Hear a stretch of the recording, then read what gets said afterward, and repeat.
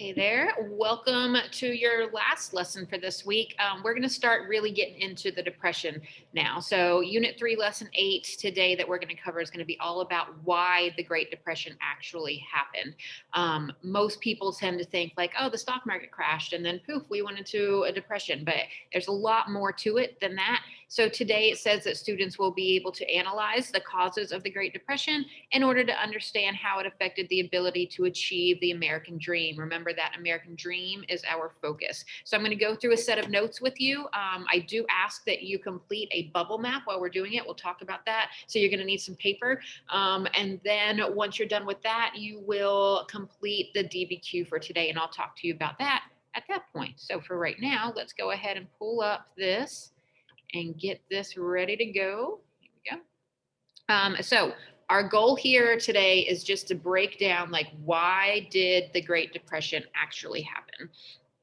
So you first need to know, before we go into each of the different reasons why, you need to understand that economies go through changes. It's a natural thing. So sometimes the US economy is good, sometimes it's not so good. Change in an economy is completely normal. Typically, though, we're used to experiencing just like shorter recessions, things that don't last for a long amount of time. And the economy might take a little bit of a dip, but then it corrects itself. So we're not used to experiencing extremely long depressions, although they have happened at different times. So we had a depression in 1837, 1873, 1893, but the Great Depression, which is the worst of them all, was different from those. That was different because of how bad it actually was. It lasted longer than others. There was more business failure during this time period. There was higher unemployment levels. People could not get a job. And it affected more people than the other ones had directly been affecting the individuals in the country at the time. So what we're going to do is, while you're going through and watching these notes with me, I want you to create a bubble map just like the one that you're seeing here. And I want you to fill it in as we go along. So you've got causes of the depression, and you're going to need 8 different bubbles. In these bubbles, I don't want you to just put the cause. I want you to create the notes for yourself to say, okay, here's the cause, and then here's a little bit of information about the cause. So fill this out. This is going to be for you to use. You can use it when you're doing your test because your test is open note. This is helpful for you to be able to get through today's notes. Also just keeps you active and involved in listening to the lecture and not just like tuning me out. So let's talk about the causes. Cause number 1 is the cause that most people actually remember and think about the most, which is the fact that the stock market did crash. On October 29th of 1929, we see the stock market crash. This causes millions of people to freak out and lose a whole bunch of money. So they try to sell their stock all at once, and it just snowballs out of control. And it gets really, really rough and like crazy. I mean, to the point where people who worked on Wall Street thought that their lives were over, and literally some people were jumping out of buildings to their death. So like this was a big, big deal. By mid-November, investors had lost about $30 billion. And that's the 1920s money. So that's a lot of money. But that's just one of the reasons that the Depression happened. The next reason is because of the growth of uneven distribution of income. So basically what we mean here is that you had this huge gap between the rich and the poor. The top 5% of wealthy people in the country actually owned 33% of the money in the country. So that's a lot that they just get to keep that wealth for themselves. So basically we were going through a time where the rich were getting richer and the poor were getting poorer. We see just a lot of struggle that is happening, especially for those lower classes of individuals. They couldn't afford to get a lot of those new technologies of the 1920s, like we talked about before. So remember, they're going to buy a whole bunch of things on credit because they want to keep up. They want to make it look like they've got money. So they're going out and getting loans and using credit and spending money that they don't technically have. That's going to end up being a huge problem. The next issue is the overproduction of goods. Because of industrialization, I told you before, things in the 1920s were doing great because they we're able to produce so much stuff, we could lower the price. Well, the problem is that you eventually have to have people actually purchasing that product. So this causes us to have a surplus of goods. The surplus of goods causes it to businesses to start to hurt because not enough people are buying the goods that they're making, and they're not making enough money anymore. And if they're not making the money, then they have to lay people off. And then again, that snowballs out of control, and more people lose their jobs. And when they lose their jobs, they don't have money. And when they don't have money, they can't go spend money in the economy at other businesses. So now those businesses are starting to lose their money. And again, it just gets worse and worse. The next reason is that excessive use of credit that I just mentioned a few minutes ago. A lot of people wanted those new consumer items that were out there. There was nice low interest rates on loans for people to buy things on credit. And because they were like, well, I've got a job, I should be able to pay this off. What could possibly go wrong? There's no reason I would lose my job. People just go out and do that. They believe the economy would just continue to be really great. However, once they do lose their jobs because the depression starts to take hold, then they can't pay off their loans. Well, when they can't pay off their loans, the banks go into failure, and the banks don't have money, because that's how banks make their money, is by the interest that they make by giving out those loans. So now banks are going to start failing. Because banks start failing, banks start closing. There's no guarantee that if a bank closes with your money in it, that you're going to actually get your money out of it. If the bank closes, it's just done. Like all your money is gone. So people are freaking out that banks are closing. So they're running to banks, taking all of their money out of the bank, which is just causing more banks to fail. And again, it's just this big snowball that just kind of gets out of control. So another cause is the idea of stock market speculation. This is the idea that in order to make a quick buck, a lot of people started kind of gambling with the stock market.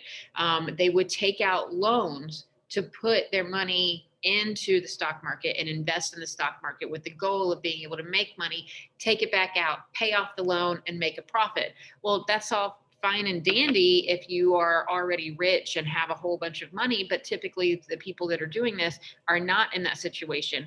And so they hoped that stock prices would continue to improve, but then the stock market crashes. When the stock market crashes, they lose all of their money. Now they can't pay off their loan, and that whole scenario with the bank happens again. So again, it's just like one hit after another that just keeps making it worse and worse. The next reason is a weak farm economy. Farmers always seem to struggle. Even during like the good times, farmers are struggling. So during this time period, the farmers are not really going through the same boom in the rural areas as everybody else is in the 1920s. New technology that came around was really good for them, but it was almost too good because it allowed them to produce so much that, again, it dropped the prices of the agricultural goods. And then they weren't making as much money because of that surplus, because they were making too many crops. So they just had a whole bunch of crops that were going bad. There was also a very severe drought and very, very bad weather during this time. I mean, the Midwest, this area right here, literally became known as like the Dust Bowl. It was so bad in areas that they couldn't grow anything. So in some areas you have too much being grown and you have overproduction. In other areas, the farmers are really struggling because they can't grow anything at all. So it's just, again, this crazy mix of like everything going wrong at the same time. So this is the last slide with the last two causes. The next one is government policies that were into place. There was very low regulation on business, nothing stopping businesses from taking advantage of people. There were high tariffs. Those high tariffs, which are taxes on imports, are often seen as an attack to a country. And so because of these high tariffs, it's going to hurt the farmers. It's going to hurt their ability to be able to trade, which again is going to hurt the economy. Next up, when all those governments started failing, Hoover did not really step up to help the banks out, didn't do anything to get everything back on track. And so that policy of like saying, oh, well, it's just up to the people to figure this out, it's not the government's responsibility to step in and do anything, really ends up continuing to make the depression worse. The last item that we have to talk about is the global economic problem. So economies were becoming more interdependent.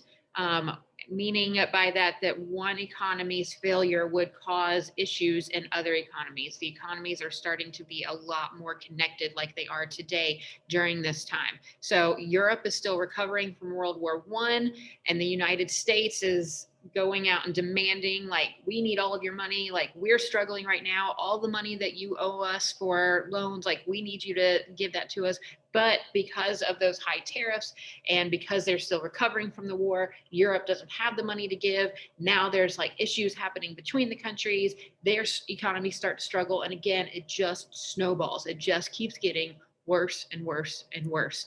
And that's what causes the depression to really be really, really bad. We're just going to let that phone ring, and I'm going to go back to it in a minute because I'm not going to stop this video.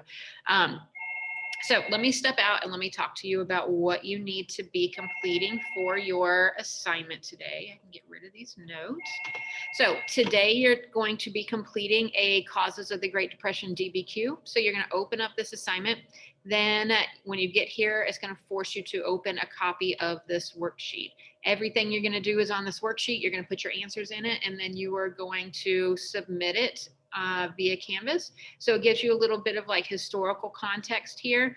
You've got some information about Black Tuesday, and then you look at this chart here, and then you answer the questions that go along with it. Again, remembering to please answer in a different color. It makes my life so much easier.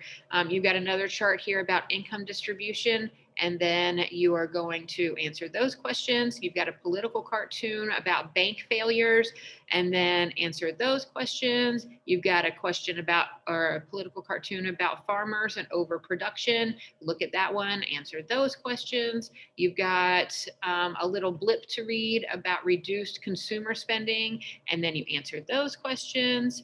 Again, another document where you're looking at the economy going up and down, especially here during the Great Depression, and you answer those questions. And then what you're going to do is you take all of that information about what you've learned through these notes and what you've learned through these documents that you've looked at, and you're going to write me a paragraph. Your paragraph needs to be at least 5 sentences in length and needs to include 3 reasons that we discussed in the worksheet or in your notes. So it says, write a paragraph answering the question, what caused the Great Depression? So I just need to see that if somebody were to come to you, if an administrator were to come to you and be like, hey, what exactly are you learning about? And you're like, we're learning about what caused the Great Depression. And you're like, okay, awesome. Tell me what caused the Great Depression. You need to be able to respond to that and know that information. So write a paragraph that shows me that you know that information, and then submit this.